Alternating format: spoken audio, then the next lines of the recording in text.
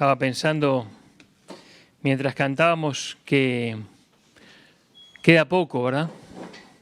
Ya llegando a los 3 meses de esta situación tan extraña para todos, esta situación de pandemia, esta situación de cuarentena, de no poder congregarnos y qué bueno pensar que va llegando de a poquito a su fin, qué bueno pensar que quizá el domingo que viene, si Dios nos lo permite, ya no estén vacíos estos lugares, ¿no? Sino que muchos hermanos podamos juntarnos, quizá no todos todavía, pero muchos podamos estar participando de la comunión. Qué bueno va a ser eso. Pero también qué bueno que ha sido Dios en este tiempo, hermanos, ¿verdad? Porque hemos aprendido cosas, ¿verdad? Hemos aprendido cosas. Yo te desafío, hermano, hermana, a sentarte un rato tranquilo y escribir las cosas que Dios te ha enseñado en este tiempo y vas a ver que sin duda han sido muchas. Les propongo estar meditando y pensando juntos en un libro que quizá no hemos visto tanto, no hemos estudiado tanto juntos, que es el libro de Amós. Amós, existe ese libro, hermanos, en la Biblia, es a veces difícil de encontrar, está después de Daniel, de Oseas y de Joel, ahí viene Amós. Es uno de los profetas menores llamados, no porque sean menos importantes que los mayores, sino porque sus escritos son más cortitos, son menores en extensión, pero son muy importantes, todos los profetas, y Amós también. Un libro que quizás no hemos estudiado tanto, un profeta que no hemos considerado quizá lo suficiente, pero que tiene un mensaje muy actual y que nos hará bien a todos escuchar. Amós, saben que fue un pastor de ovejas y un agricultor, no era un profeta de oficio, podríamos decir, como quizá podemos pensar en Samuel, que hasta hizo escuelas de profetas. Amós no había concurrido a esta escuela de profetas, no tenía título de profeta, podríamos decir, pero tenía el llamado del Señor, y esa es la verdadera credencial para el servicio a Dios, más allá de los títulos, más allá de los estudios, que están buenos y tenerlos, pero el llamado de Dios es ante todo, y eso ya de por sí es bueno pensarlo y es una enseñanza. Él fue procedente de una ciudad llamada Tecoa, una ciudad militar que fue levantada, emplazada a unos 20 kilómetros al sur de Jerusalén, dice la historia, con el objetivo de proteger a Jerusalén, en una ciudad militar. Profetizó en el año 760 a.C. y fue un profeta de Judá enviado a predicar al reino del norte. Es decir, era del reino del sur, en el tiempo de los dos reinos, de la división de los reinos, pero fue enviado a predicar al reino del norte, a la ciudad puntualmente de Betel, que era en ese tiempo el centro de idolatría, y el reino de Jeroboam II. Y saben, está bueno repasar un poco cómo estaba viviendo Israel en ese tiempo. Dice la historia que estaba viviendo un tiempo de prosperidad, en realidad, el reino de Israel, el reino del norte. Había riquezas, había paz en las fronteras, pero esa situación había derivado en cada vez mayor injusticia en el pueblo, cada vez mayor idolatría, cada vez mayor inmoralidad.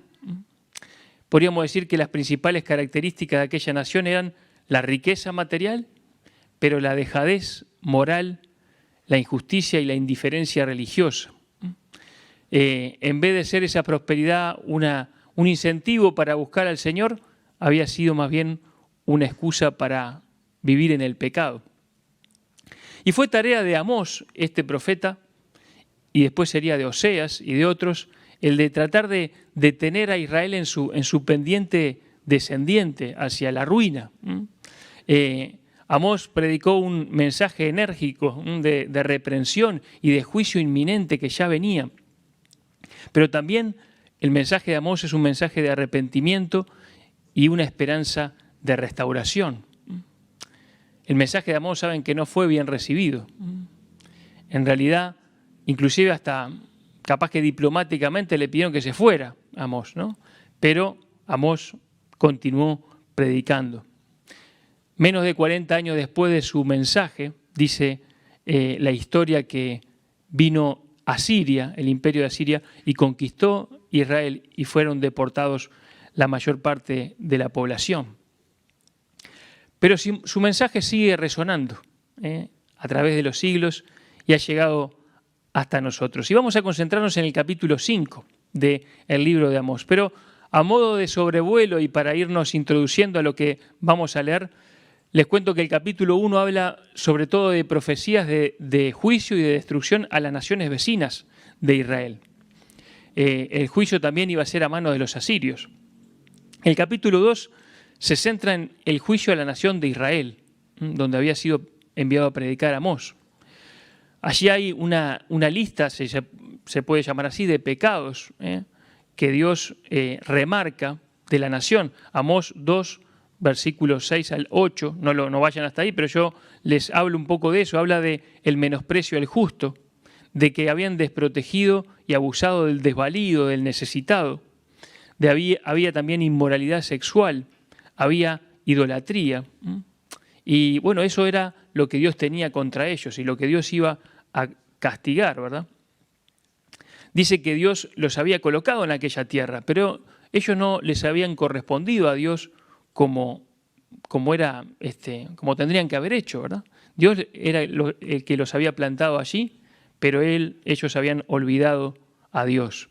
Y Dios también dice que les había levantado hombres consagrados, nazareos, y también profetas, pero esta nación, a los nazareos habían corrompido, les habían hecho que fueran en contra de sus votos, y a los profetas los habían acallado, silenciado. Tremendo es lo que estaba viviendo Israel en esa época. Y dice que después de eso iba a venir el juicio, y el juicio iba a ser terrible. Miren una frase que dice allí en ese capítulo, dice: el esforzado entre los valientes huirá desnudo aquel día. O sea que iba a escapar muy pocas personas, solamente un remanente. Dice que el más esforzado entre los valientes iba a salir con lo opuesto, ni con lo opuesto, ¿no? Desnudo, dice. Una figura, ¿verdad? El capítulo 3 nos habla de causa y efecto, de que toda causa producía un efecto y todo efecto estaba porque una causa lo había producido, queriendo explicar que aquel juicio que venía en realidad era por sus pecados. Estaban por cosechar lo que habían sembrado. Y en el capítulo 4 Dios les explica que los había estado tratando en el último tiempo. Dios dice que les había enviado hambre, les había enviado sequía, les había enviado plagas sobre los alimentos, enfermedades sobre las personas y aún manifestaciones sobrenaturales. Pero cada una de estas cosas, dice, cada uno de esos versículos dice: mas no os volvisteis a mí. Hice esto, hice aquello, les envié esto, mas no os volvisteis a mí. ¿Qué quería Dios? Que se volvieran a Dios, pero no lo habían hecho. Es como si Dios le dijera: estuve tratando con ustedes, pero no recapacitaron, no se arrepintieron, no se volvieron. Entonces llega a un clímax, podríamos decir, uno de los versículos más conocidos de Amós, que es el 4:12, que termina diciendo: prepárate para venir al encuentro de tu Dios. Así que prepárate para venir al encuentro de tu Dios fue dado en el contexto de juicio, ¿verdad? No era un encuentro amistoso, podríamos decir, sino que era un encuentro de juicio. Es como decir: mira, te van a alcanzar las consecuencias de tu camino, te vas a encontrar con el juez. Prepárate para venir al encuentro de tu Dios, dijo el profeta. Y así llegamos al capítulo 5. Y vamos a leer casi todo el capítulo, desde el versículo 1 al versículo 24. Y les invito a que me acompañen en la lectura. Y vamos a poder ver en este capítulo o en esta porción tres grandes llamados que hace acá, tres exhortaciones que hace Amós. Dice el capítulo 5, versículo 1: oíd esta palabra que yo levanto para lamentación sobre vosotros, casa de Israel. Cayó la Virgen de Israel y no podrá levantarse ya más. fue dejada sobre su tierra, no hay quien la levante. Porque así ha dicho Jehová el Señor: la ciudad que salga con 1000 volverá con 100, y la que salga con 100 volverá con 10 en la casa de Israel. Pero así dice Jehová a la casa de Israel: buscadme y viviréis. Y no busquéis a Betel, ni entréis en Gilgal, ni paséis a Berseba, porque Gilgal será levantada en cautiverio y Betel será deshecha. Buscad a Jehová y vivid. No sea que acometa como fuego a la casa de José y la consuma, sin haber en Betel quien lo apague. Los que convertís en ajenjo el juicio y la justicia la echáis por tierra, buscad al que hace las Pléyades y el Orión, y vuelve las tinieblas en mañana, y hace oscurecer el día como noche, el que llama a las aguas del mar y las derrama sobre la faz de la tierra. Jehová es su nombre. Que da esfuerzo al despojador sobre el fuerte, y hace que el despojador venga sobre la fortaleza. Ellos aborrecieron al reprensor en la puerta de la ciudad, y al que hablaba lo recto abominaron. Por tanto, puesto que vejáis al pobre y recibís de él carga de trigo, edificasteis casas de piedra labrada, mas no las habitaréis. Plantasteis hermosas viñas, mas no beberéis el vino de ellas. Porque yo sé de vuestras muchas rebeliones y vuestros grandes pecados.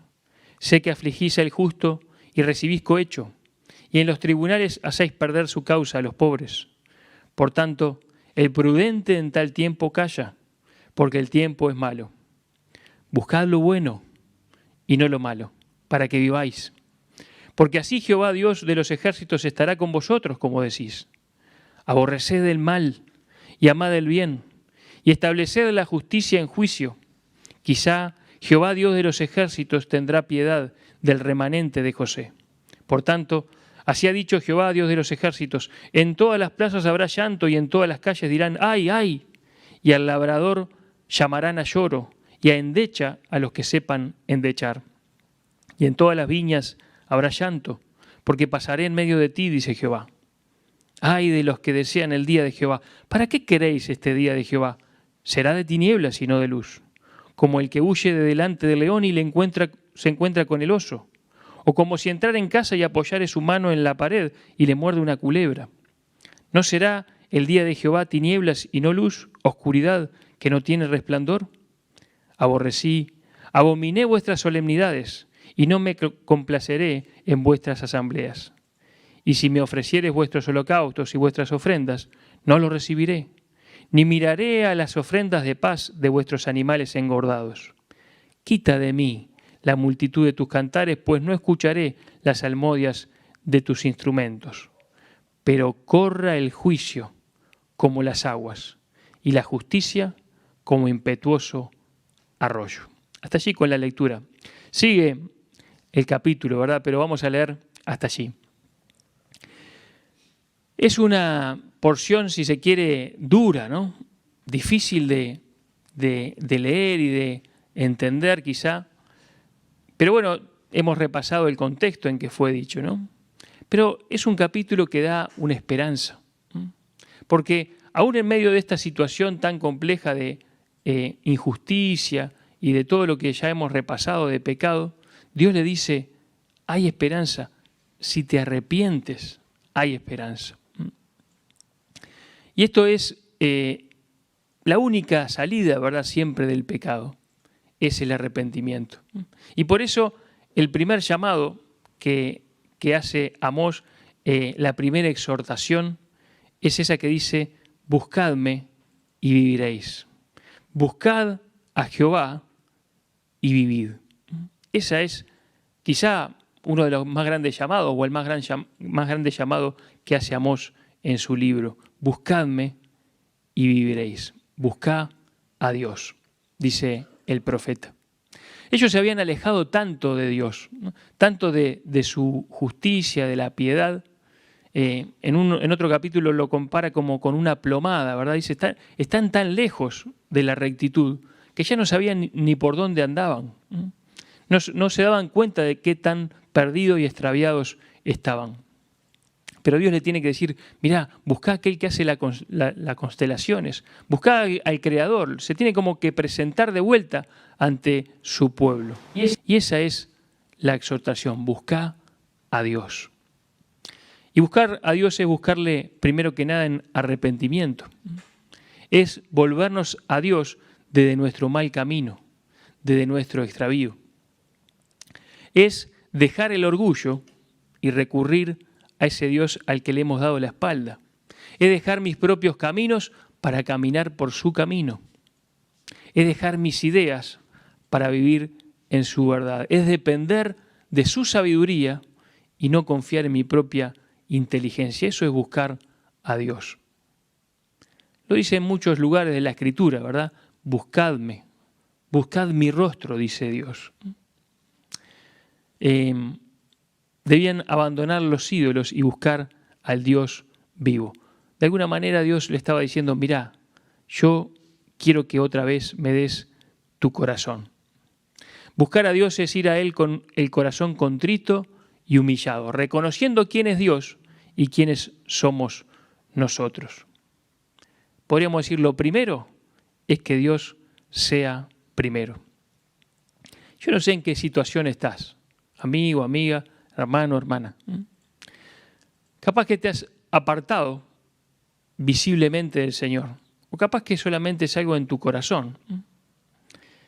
Has buscado tus propios caminos, capaz que te has enfriado, capaz que te has extraviado.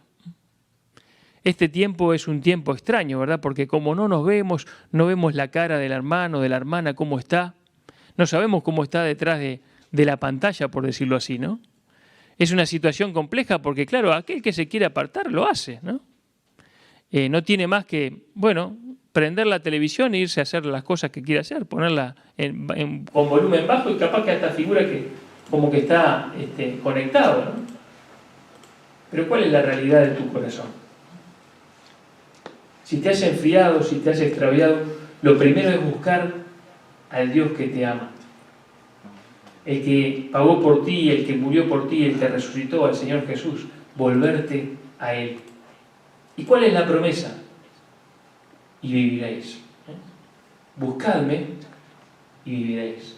No solamente no vendrá ese juicio, no te tocará ese castigo, sino que vas a disfrutar de una vida abundante. Buscadme y viviréis. Ese es el primer gran llamado. Dale de vuelta a Dios tu corazón. Búscalo. Ponete de rodillas, arrepentido, arrepentida.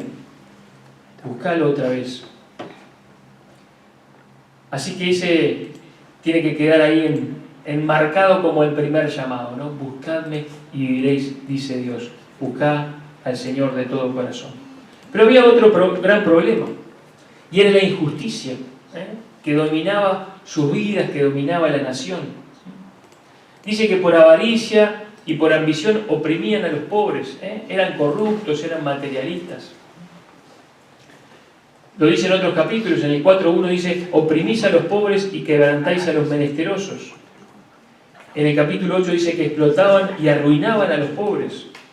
Por ejemplo, Dios les había marcado que tenían que dejar los desechos del trigo, ¿no? Cuando ellos cosechaban trigo, lo que fuera, no podían arrasar con todo, ¿verdad? Como se hace ahora con las máquinas trilladoras. Ellos iban trillando y, bueno, se quedaba alguna espiga ahí, tenía que quedar, porque era para los pobres. Y después venían y espigaban y, bueno, allí sacaban su sustento. Pero acá dice que no dejaban los desechos del trigo para que arrancaran los pobres. Reinaba el egoísmo, la mezquindad, la avaricia, la injusticia.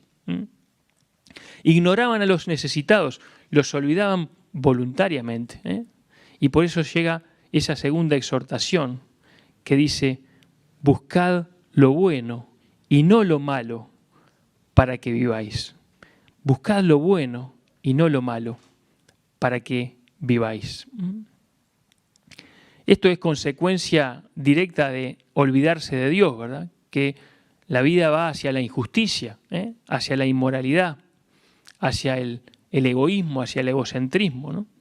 Pero acá dice, busquen lo bueno y no lo malo, para que Dios esté con ustedes. Aborrezcan el mal y hagan el bien. Deja el egoísmo, deja la injusticia. Así que lo primero de todo era buscarle a la persona de Dios, su perdón. Buscadme y viviréis. Pero luego era pensar en los demás y en hacer justicia. Queridos, sin duda que regresar a Dios tiene que traer un cambio inmediato en nuestra vida. Regresar a Dios tiene que traer un cambio de conducta en nuestra vida. Si hemos vivido vidas egoístas, solo pensando en nuestro propio confort, solo pensando en nuestras cosas, hemos de arrepentirnos, dejar de hacer lo malo y hacer lo bueno. Y saben, acerca de esto de olvidarse del necesitado, del desvalido, del pobre, uno puede decir, bueno, eso era problema del Antiguo Testamento, pero no. Santiago, en su libro, en el Nuevo Testamento, también habla acerca de esto. En el capítulo 2 dice, hermanos míos, que vuestra fe en nuestro glorioso Señor Jesucristo sea sin acepción de personas. Porque si en vuestra congregación entra un hombre con anillo de oro y con ropa espléndida, y también entra un pobre con vestido andrajoso, y miráis con agrado al que trae la ropa espléndida, y le decís, siéntate tú aquí en buen lugar, y decís al pobre, estate tú allí en pie, o siéntate aquí bajo mi estrado, ¿no hacéis distinciones entre vosotros mismos y venís a ser jueces con malos pensamientos? Y viene dando una reprensión dura Santiago también aquí, ¿no? Y termina diciendo, si en verdad cumplís la ley real, conforme a la Escritura, amarás a tu prójimo como a ti mismo, bien hacéis. Pero si hacéis acepción de personas, cometéis pecado y quedáis convictos por la ley como transgresores. Y esta era una actitud que Santiago estaba denunciando y enfrentándose en el Nuevo Testamento, ¿verdad? A las iglesias le estaba refiriendo a estas cosas. No es un problema viejo este de la injusticia y de olvidarse del necesitado, ¿no? Y del pensar solamente en mis cosas. Después Santiago dice en el capítulo 5, vamos ahora, ricos, llorad y aullad por las miserias que os vendrán. Vuestras riquezas están podridas y vuestras ropas están comidas de polilla. Vuestro oro y plata están enmohecidos y su moho testificará contra vosotros y devorará del todo vuestras carnes como fuego. Fíjense si no parece la misma reprensión que Amós, ¿no? Habéis acumulado tesoros para los días postreros. He aquí clama el jornal de los obreros que han cosechado vuestras tierras, el cual por engaño no les ha sido pagado por vosotros, y los clamores de los que habían cegado han entrado en los oídos del Señor de los ejércitos. Habéis vivido en deleite sobre la tierra y sido disolutos. Habéis engordado vuestros corazones como en el día de matanza. Habéis condenado y dado muerte al justo, y él no os hace resistencia. Está haciendo una denuncia que es para todo tiempo. Pasaba antes, pasaba en el tiempo de Amós, pasaba en el tiempo de Santiago y pasa ahora. La cuestión, hermanos y amigos, es que el que ha encontrado a Dios no puede seguir viviendo egoístamente para sí mismo. No puede ser. Si has vivido así, abandona ese camino, arrepiéntate. Deja lo malo, busca lo bueno, piensa en el otro. Haz justicia, busca al desvalido y pobre para ayudarlo. No los ignores, no te hagas el distraído. Eso es lo que está queriendo el Señor de ti y de mí, buscando. Así lo decía Isaías. Isaías 58, yo se los leo, dice, ¿es tal el ayuno que yo escogí, que de día aflija el hombre su alma, que incline su cabeza como junco y haga cama de silicio y de ceniza? ¿Llamaréis a esto ayuno y día agradable a Jehová? ¿No es más bien el ayuno que yo escogí desatar las ligaduras de impiedad, soltar las cargas de opresión y dejar ir libres a los quebrantados y que rompáis todo yugo? ¿No es que partas tu pan con el hambriento y a los pobres errantes albergues en casa, que cuando veas al desnudo lo cubras y no te escondas de tu hermano? Entonces nacerá tu luz como el alba, y tu salvación se dejará ver pronto, e irá tu justicia delante de ti, y la gloria de Jehová será tu retaguardia. Entonces invocarás y te oirá Jehová, clamarás y dirá él, heme aquí. Si quitares de en medio de ti el yugo, el dedo amenazador y el hablar vanidad, y si dieres tu pan al hambriento y saciares el alma afligida, en las tinieblas nacerá tu luz, y tu oscuridad será como el mediodía. Jehová te pastoreará siempre, y en la sequía saciará tu alma, y dará vigor a tus huesos, y serás como huerto de riego, y como manantial de aguas, cuyas aguas nunca faltan. Querido, una fe saludable, una fe bíblica, una fe sana, siempre termina en ayudar a otros. Siempre termina pensando en los demás. Una fe que nosotros decimos tener y que es solamente para nosotros mismos, no es una fe verdadera, no es una fe bíblica. De alguna manera está diciendo, pensá en el otro y vivirás. Es lo contrario a lo que nos un poco predica directa o indirectamente la filosofía de este mundo, ¿no? Mirá tus cosas, pensá en tus cosas, vos lo valés, pensá en vos, tenés derechos, ¿no? Pero acá dice, dejá esa actitud, dejá de vivir para vos mismo y pensá en el necesitado, pensá en tener misericordia, viví en rectitud, que lo que has conocido de Dios ahora cambie tu conducta, cambie tu forma de vivir. Aborrecé el mal y hacé el bien. Se trata de vivir en rectitud, en justicia, en misericordia. Y esa es la segunda reprensión. Dice, buscá lo bueno y no lo malo. Pensá en el otro y no solamente en ti mismo. Y vivirás. Y vivirás. Y disfrutarás de una vida abundante. Pero, en tercer lugar, les habla a los religiosos. Les habla a los religiosos aquí. Había gente que deseaba el día de Jehová. Ese día de Jehová es el día del juicio, ¿verdad? Pensaban que el juicio les iba a tocar solamente a las naciones vecinas, ¿no? Pero estaban equivocados, ¿no? Dice, ¿para qué decían ese día? No va a ser día de fiesta, va a ser un día terrible, dice Dios, ¿no? Ellos pensaban que no les iba a tocar el juicio, que iba a ser para otros, ¿no? Y muchas veces el religioso es así, ¿no? Confía en su propia justicia. Mira a todos los demás como injustos, los juzga, dice, este le va a tocar el juicio y desea que le toque el juicio. Y no se da cuenta de que el juicio también le va a tocar a él, que será uno de los juzgados. Aquellos religiosos de aquella época confiaban en su propia justicia, en su ritualismo, en sus ceremonias. Creían que con eso iban a zafar del juicio, pero no iban a escapar. Iban a ser, vieron que hace un relato acá que hasta parece jocoso, ¿no? Dice como alguien que se escapa de un león y lo encuentra un oso, como alguien que se escapa y llega a la casa y se apoya en la pared y lo muerde una serpiente. Es como decir, mirá, no vas a escapar, le estaba diciendo Dios. No creas que de esa manera vas a escapar. La religiosidad y el ceremonialismo era inútil, era solamente una fachada. ¿Se acuerdan del hijo de la parábola del hijo pródigo, pero el hijo que se quedó en casa? Era así, ¿verdad? Estaba en la casa del padre, pero su corazón no estaba con el padre. Dijo el Señor, citando a Isaías, este pueblo de labios me honra, pero su corazón estaba lejos de mí. ¿Y cuántas veces pasa esto, queridos? ¿Cuántas veces pasa que creyentes están físicamente cumpliendo con el ritual, pero lejos de corazón? Físicamente presentes, pero espiritualmente ausentes. Y eso Dios no lo recibe. Jesús reprendió a los fariseos y a los escribas por estas mismas cosas. Ellos eran solamente una cáscara, ¿no? Dice Jesús en su discurso más duro, dice, son como sepulcros blanqueados. Por fuera, como estáis bien a los hombres, pero por dentro están llenos de huesos de muertos, de toda inmundicia, dice Jesús.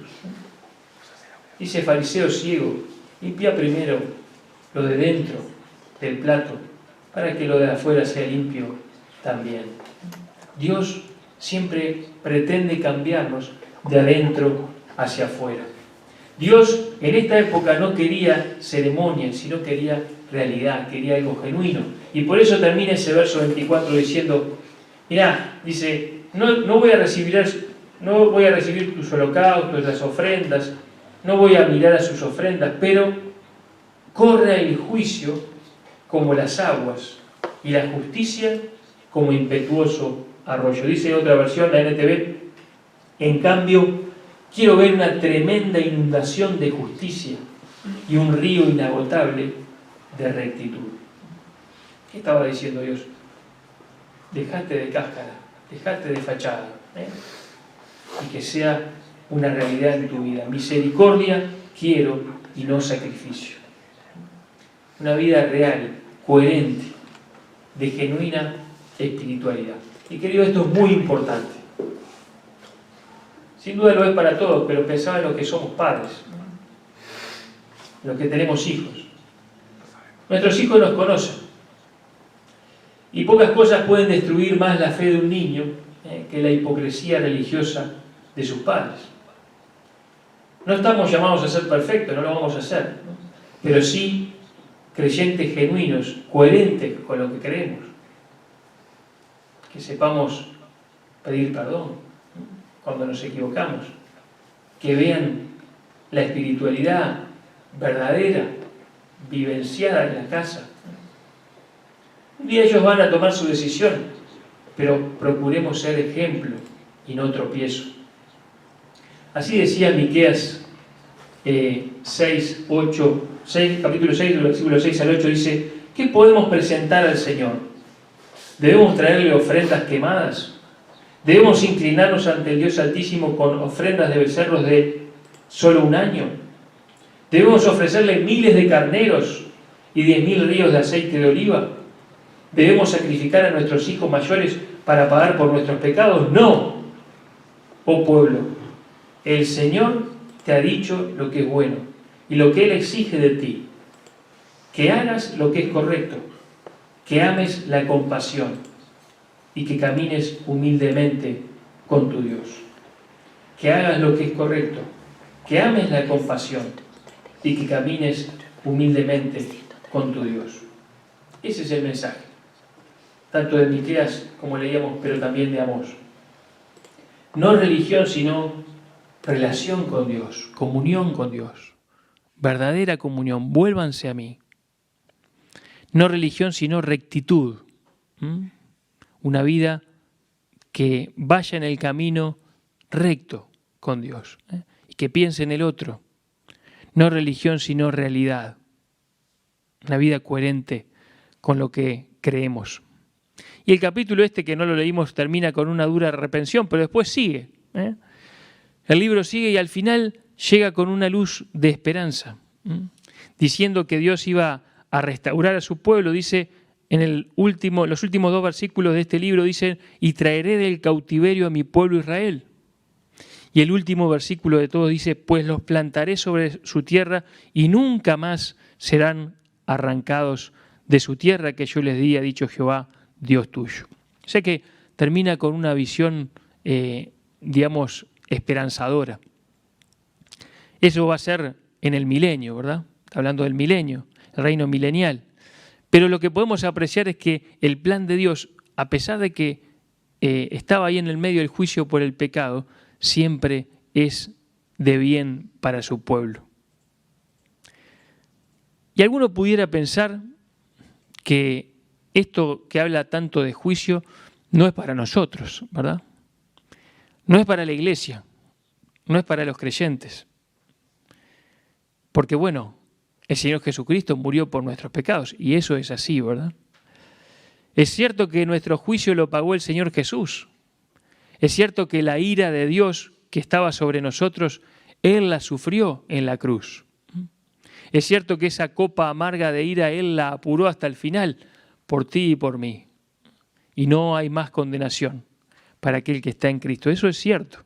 No hay condenación para el que está en Cristo. Pero otra cosa es la corrección y el juicio. Es otra cosa.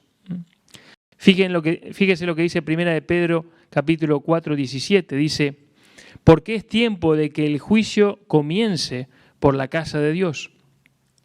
Y si primero comienza por nosotros, ¿cuál será el fin de aquellos que no obedecen al Evangelio de Dios? Y si el justo con dificultad se salva, ¿en dónde aparecerá el impío y el pecador? Pero aquí dice, y obviamente que estamos en el Nuevo Testamento, que el juicio comienza por la casa de Dios. Dios disciplina a su pueblo, Dios corrige a sus hijos.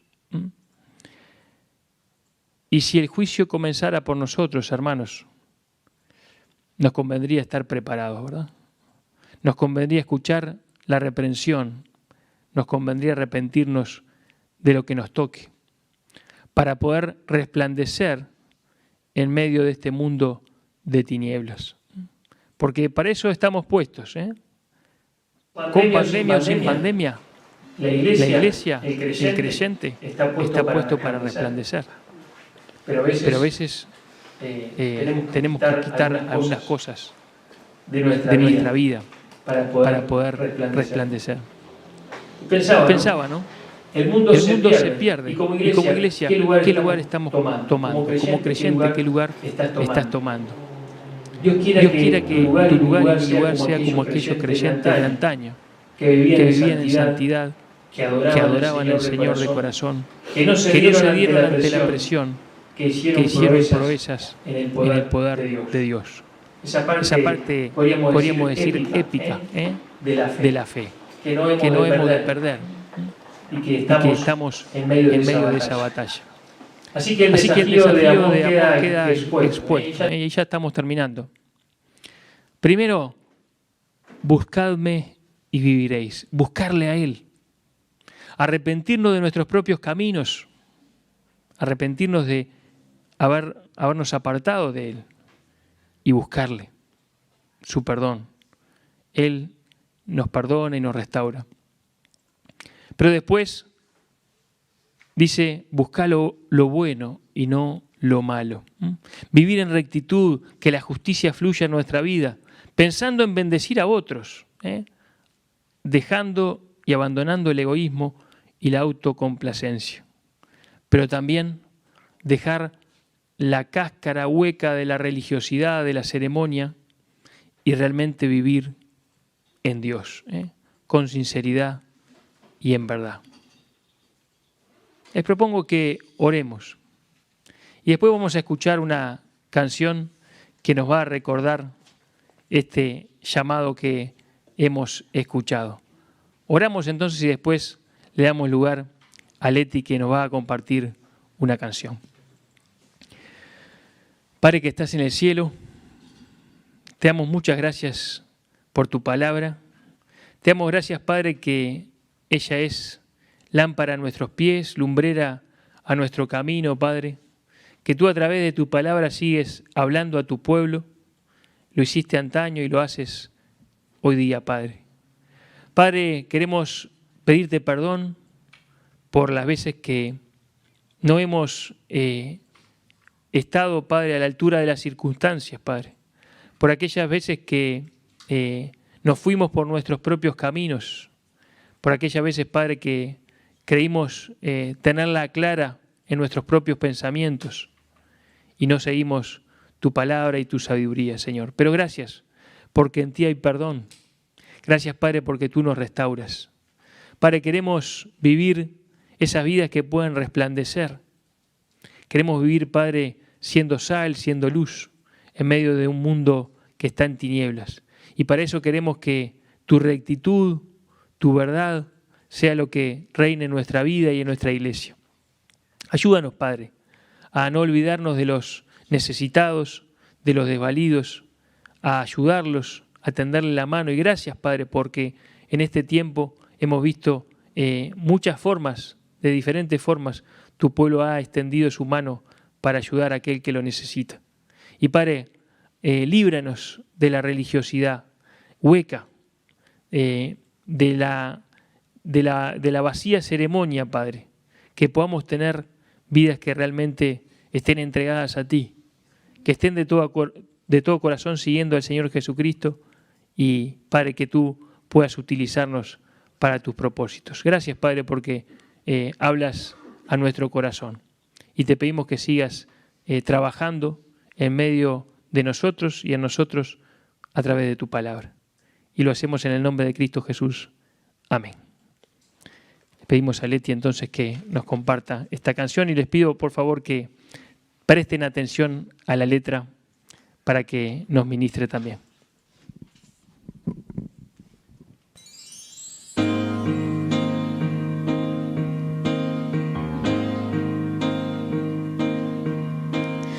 Cada vez más violencia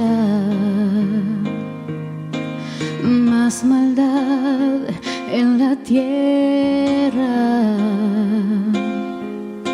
Parece que el amor ha muerto y la locura reina sobre la humanidad.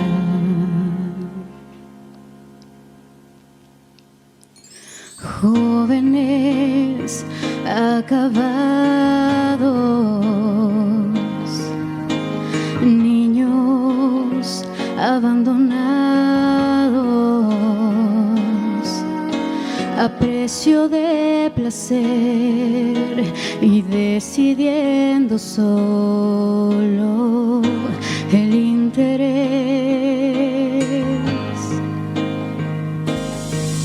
¿Dónde quedan la justicia y la venganza?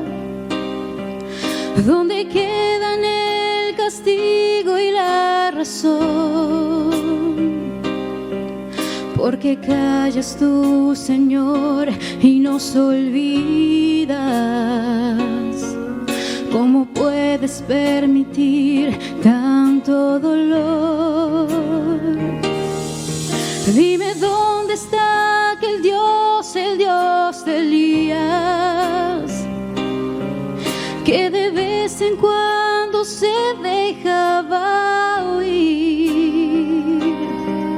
¿Cuánto tiempo tardará aún tu espíritu en venir?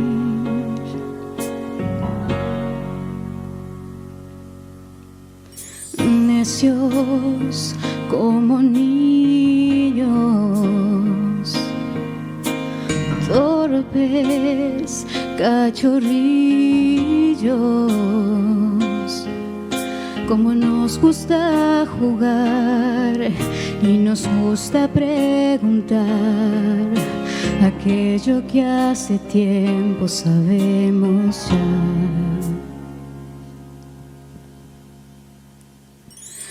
Dios aún sigue hablando, sigue aún contestando, y aquel que quiere oír aún puede percibir su voz de amor. ¿Cómo puedo derramar yo de mi espíritu si mis hijos no se vuelven hacia mí? Ahora cíñete como un varón valiente. Yo te hablaré y tú me contestarás a mí. ¿Dónde están aquellos hombres como Elías que dejaron todo por seguirme a mí? Que rompieron compromisos con el mundo solo por agradarme a mí. ¿Dónde están aquellos tres que en Babilonia prefirieron ser quemados a ceder? ¿Dónde está aquel Daniel que me adoraba? ¿Dónde está la santidad de aquel José? Oh, ¿dónde está ese niño que mató al gigante? ¿Dónde están los sucesores de Josué? ¿Dónde están esas mujeres entregadas como Esther?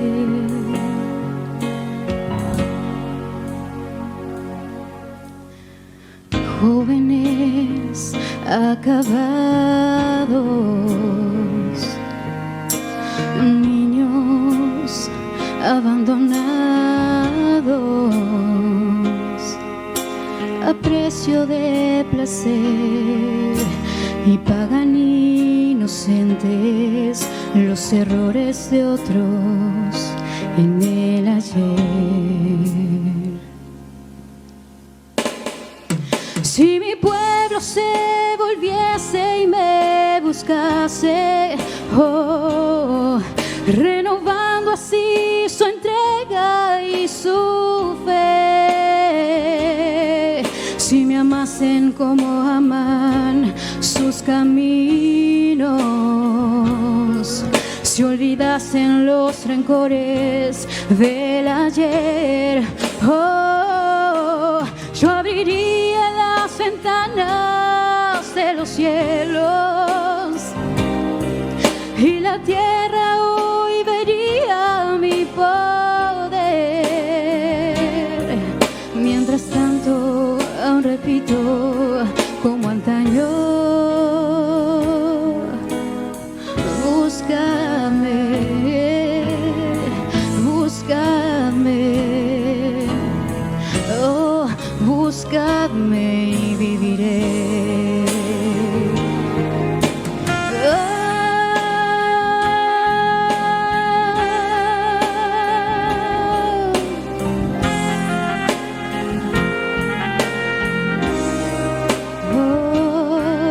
Mientras tanto, aún repito como antaño: búscame,